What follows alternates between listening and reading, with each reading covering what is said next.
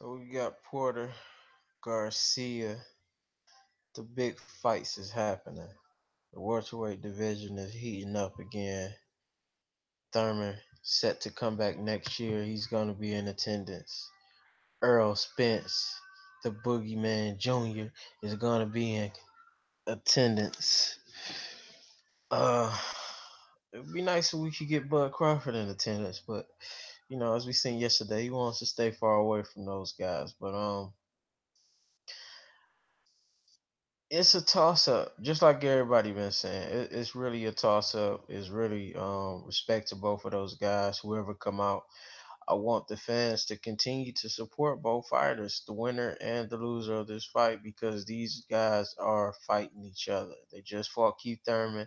Now they fighting each other. Shawn sounds a little bit more eager to fight Spence if he wins. Danny sounds a little bit on the fence. They seem to be a little bit more hyped because Mikey is willing to.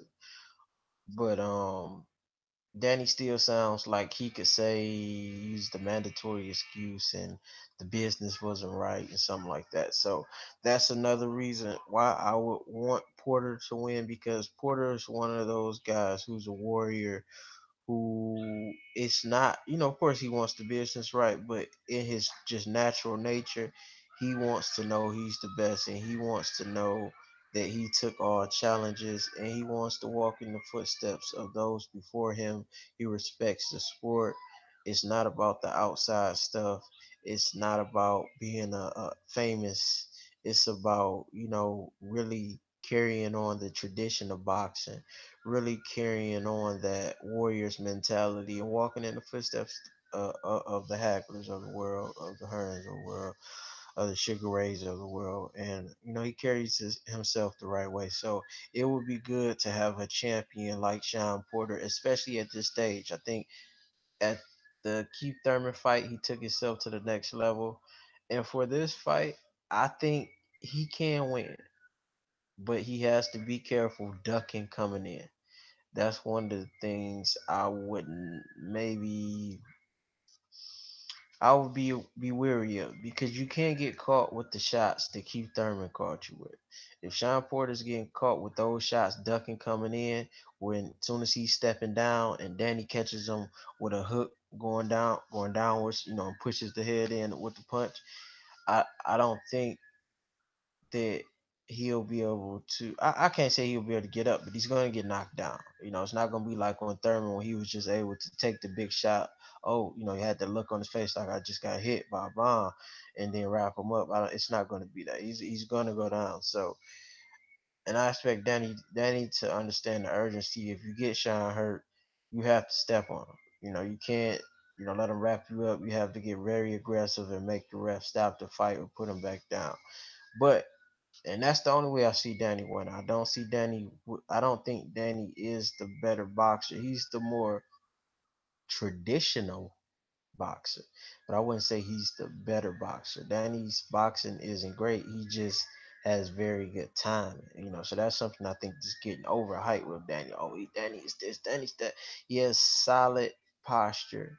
His foot placement solid, and his timing is solid, and he's firm when he can catch you. He's firm in how in his he's firm in his stance. He's firm in his stance. It's not like you're just gonna push Danny and he's gonna fall off balance. He's very on balance with his approach.